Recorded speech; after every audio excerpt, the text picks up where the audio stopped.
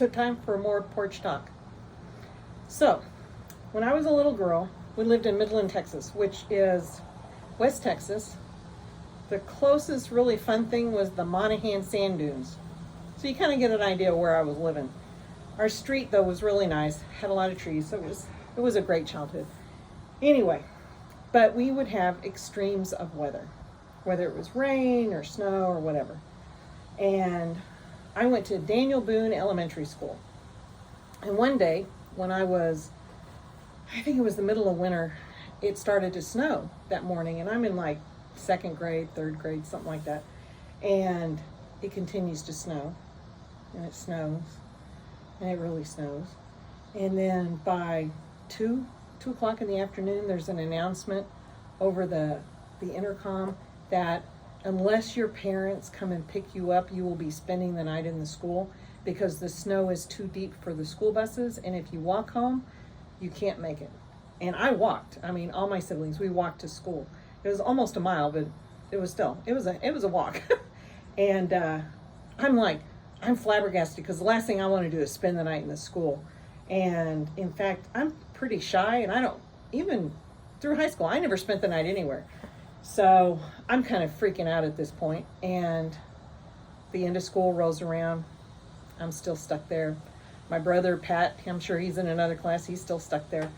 And it gets to dinner time. So now it's like 5:30. And I'm feeling like I'm in a lot of trouble here because I'm going to end up sleeping on the floor or in the gym or something.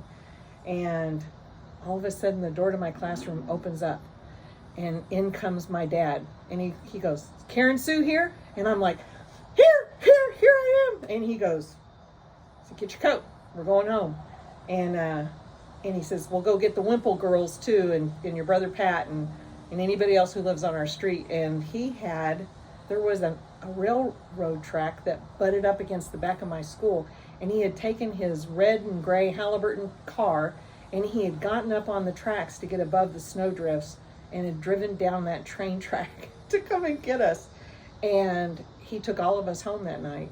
And I remember the eyes just looking at me as I walked out of that classroom and just like, "Take me with you," but he bundled all those kids up in that car and he took them home. And the following year, we had a flood. And in Midland, Texas, they have no storm drains at all. Everything in the city is created so that the water just goes into all the city parks. And I know more about the life cycle of a frog, from tadpole to frog, than any child has a right to.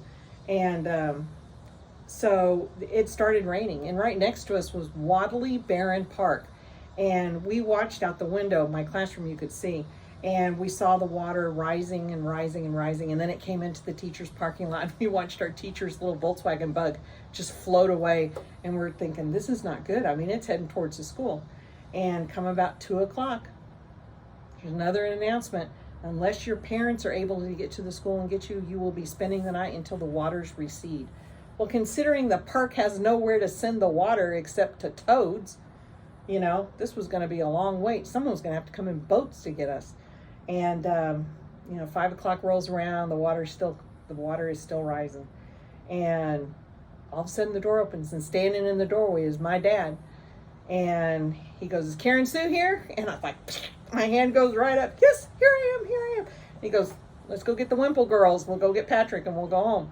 And again, he had driven down that train track in his Halliburton red and gray car and to come and get us. And it was like, my dad, the hero. I just love that he would do that. I can still see him standing in the doorway today. What a guy.